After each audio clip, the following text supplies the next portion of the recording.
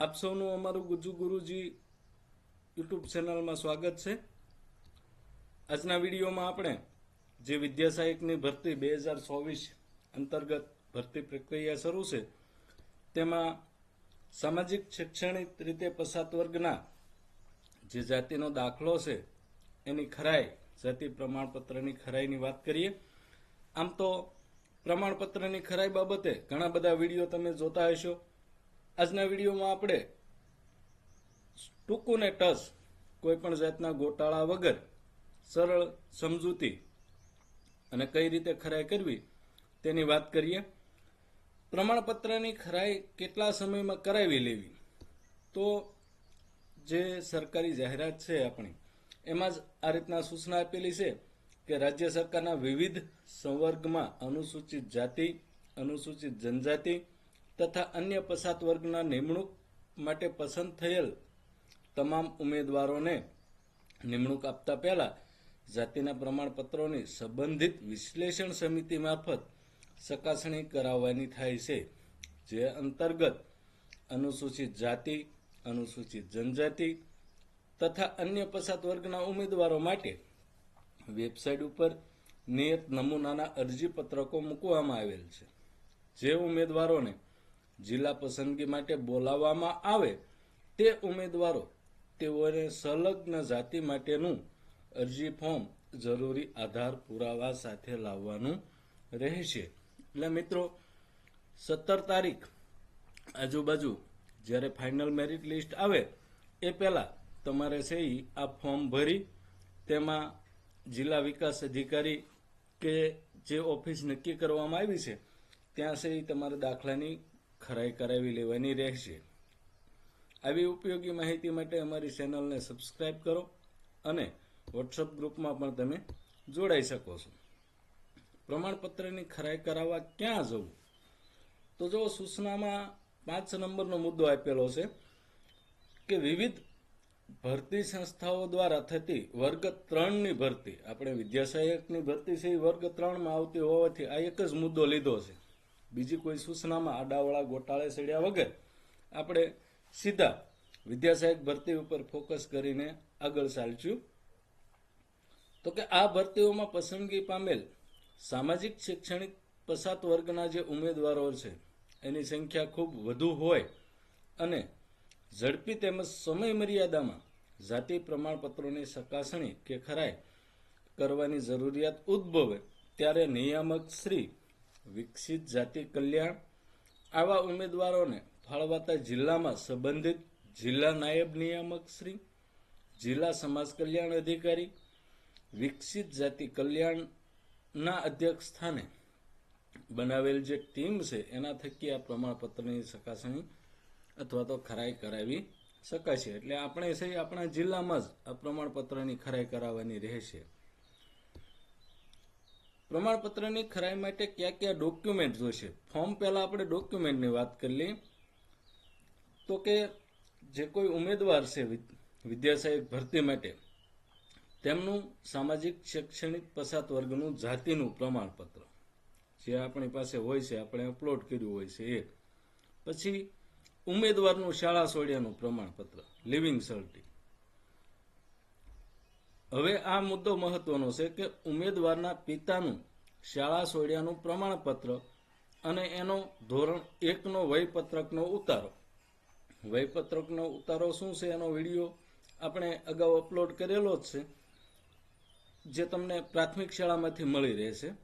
પણ આ બધી બાબતો જ્યારે પિતાનું શાળા છોડ્યાનું પ્રમાણપત્ર ત્યારે કામ આવે કે પિતા છે એ તારીખ 1/4/1978 પહેલા શાળામાં દાખલ થયેલા હોય। જો કોઈ ઉમેદવારના વાલી છે એટલે કે પિતા 1/4/78 પહેલા દાખલ થયેલા હોય તો આટલા જ ડોક્યુમેન્ટથી એનું કામ પૂરું થાય છે। પછીથી આગળની કોઈ પણ સૂચનામાં એને ગોટાળે સડવાની જરૂર રહેતી નથી। માત્ર આટલા 4 પુરાવા સહી તમારે જાતિ પ્રમાણપત્રની ખરાઈમાં કામ આવશે। હવે અમુક કિસ્સામાં એવું બને કે ભાઈ પિતા સહી 1978 પહેલા શાળામાં દાખલ થયેલા નથી, તેવા કિસ્સામાં શું કરવું, તો કે એનો વયપત્રકનો ઉતારો, પછી પિતા અભણ હોય, દાખલ થયેલા ના હોય અથવા હાવ અભણ જ હોય તો પણ શું કરવું? તો કે 1/4/78 પહેલા દાખલ ના હોય અને અભણ હોય તો કાકા, ફોય, દાદા, પરદાદા આમાંથી કોઈ પણ વ્યક્તિ છે એ જો 1978 પહેલા શાળામાં દાખલ થયેલા હોય તો તેનું શાળા સોળિયાનું પ્રમાણપત્ર અને ધોરણ 1નો વયપત્રકનો ઉતારો. અને સાથે સાથે આવા કિસ્સામાં તલાટી કમ મંત્રી અથવા તો રેવન્યુ તલાટીનું સક્ષમ પેઢીનામું રજૂ કરવાનું રહેશે. પહેલા જે 4 ડોક્યુમેન્ટ જણાવ્યા, જો પિતા છે એ 1978 પહેલા શાળામાં દાખલ થયેલા હોય તો પેઢીનામું કે કોઈ વસ્તુની જરૂર પડતી નથી.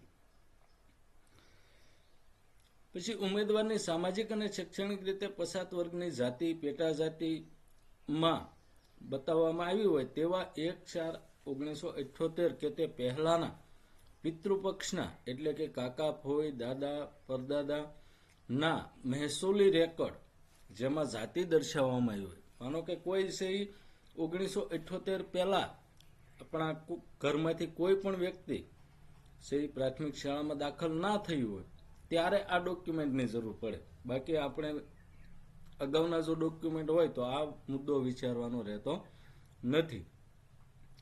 પરંતુ જો કોઈ પ્રાથમિક શાળામાં દાખલ ન થયું હોય તો 6અ મૂળ હકપત્રકની નોંધ, જૂના 7/12ના ઉતારા અથવા તો જમીન, મકાન કે અન્ય સરકારી વ્યવહાર માટે કરેલ કાગળો કે જેમાં તમારી જાતિ દર્શાવવામાં આવી હોય, જેવા કે જમીન મકાનના દસ્તાવેજો, પૈસા જમીનની આપ-લેના દસ્તાવેજો, જન્મ મરણની નોંધણી, ગામનો નમૂનો, સબૂત, વિવિધ વેરા જેવા કે પાણી વેરો અથવા મકાન વેરાની પાવતી, જૂના કોર્ટ કેસ કે પોલીસ કેસને લગતા આધારો, સરકારી, અર્ધ સરકારી, સ્થાનિક સ્વરાજની સંસ્થાઓની સેવાઓમાં જોડાયેલા હોય તો સેવા પોથીના પ્રથમ પાના કે જેમાં જાતિ દર્શાવી હોય, ટૂંકમાં જાતિ દર્શાવી હોય એવું કોઈ પણ 1978 પહેલાનું ડોક્યુમેન્ટ સહિત તમારે રજૂ કરવાનું રહેશે.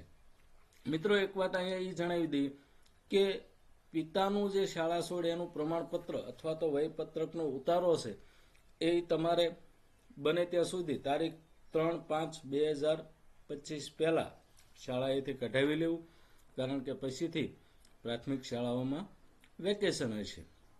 હવે તમને સરળતા માટે એક નમૂનારૂપ ભરેલું ફોર્મ પણ અહીં બતાવી દઈએ, જે સામાજિક અને શૈક્ષણિક રીતે પછાત વર્ગના પ્રમાણપત્રની ચકાસણી માટે ઉમેદવારે રજૂ કરવાની થતી વિગતનું ફોર્મ છે. આ ફોર્મ છે એ આપણી વેબસાઇટ ઉપર પણ મૂકેલું જ છે, જ્યાં શરૂઆતમાં તમારે રાજ્ય સરકાર શ્રીના શિક્ષણ વિભાગ હેઠળ વિદ્યાસહાયકની જગ્યા ઉપર આપણે છે એ બક્ષી પંચમાં આવીએ છીએ. પછી છે એ ઉમેદવારનું નામ, ઉમેદવારનો પિતાનું નામ, એનું સરનામું, કાયમી સરનામું, ઉમેદવારની જાતિ, મૂળ વતન, ગામ, જિલ્લો, તાલુકો, અહીં એક ઈમેલ એડ્રેસ અને મોબાઈલ નંબર.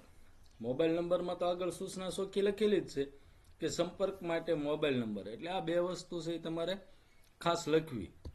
પછીથી આગળ ઉમેદવારનું જે સામાજિક શૈક્ષણિક પછાત વર્ગનું પ્રમાણપત્ર છે એના નંબર અને તારીખ લખવી. પછી અગાઉ જો તમે કોઈ ભરતીમાં ખરાઈ કરાવી હોય તો અહીં હા કરી અને નીચેના 2 અ અને બ વિભાગ છે ભરવાના રહેશે. જો ખરાઈ ના કરાવી હોય તો ત્યાં નીલ આવશે. હવે 11મો મુદ્દો મહત્વનો છે કે ઉમેદવારના શાળા સોળિયાનું પ્રમાણપત્રનો નંબર અને તારીખ ત્યાંથી તમારે નકલ એની જોડવાની રહેશે. 12 નંબરનો મુદ્દો જો તમારી પાસે હાજર હોય, ઉમેદવારના પિતા શિક્ષિત હોય તો તેમના શાળા સોળિયાનું પ્રમાણપત્રનો નંબર અને તારીખ. જો તમારા પિતા છે એ 1/4/78 પહેલા પ્રાથમિક શાળામાં દાખલ થયેલા હોય તો અહીં તમારું ફોર્મ પૂરું થાય છે. પછીથી કોઈ પણ જાતની માથાકૂટમાં પડવાનું નથી કે ટેન્શન લેવાનું નથી. પણ જો 1/4/78 પહેલા પિતા છે એ શાળામાં દાખલ થયેલ ન હોય ત્યારે જે આપણે કાકા ફઈ દાદાવાળો મુદ્દો છે એ અહીં લેવાનો છે. પછી માનો કે કોઈ બીજા રાજ્યમાંથી આવ્યા હોય તો એના માટે 14 નંબરની કોલમ છે એ ભરવાની રહેશે. આમ એકદમ સરળતાથી અને આટલા ડોક્યુમેન્ટથી તમે છે એ તમારું જાતિ પ્રમાણપત્રની ખરાઈ કરાવી શકો છો. પછી બીજા રાજ્યમાંથી આવેલા લોકો માટેના જે અન્ય પુરાવા છે એની જરૂર પડે અને અંતમાં ઉમેદવારની સહી કરી અને તમે અહીં અધિકૃત અધિકારી એટલે કે જે આપણે જિલ્લાની ઓફિસ નક્કી કરવામાં આવી છે ત્યાંથી સહી કરી અને તમારું ફોર્મ પૂર્ણ કરી શકો છો. આભાર.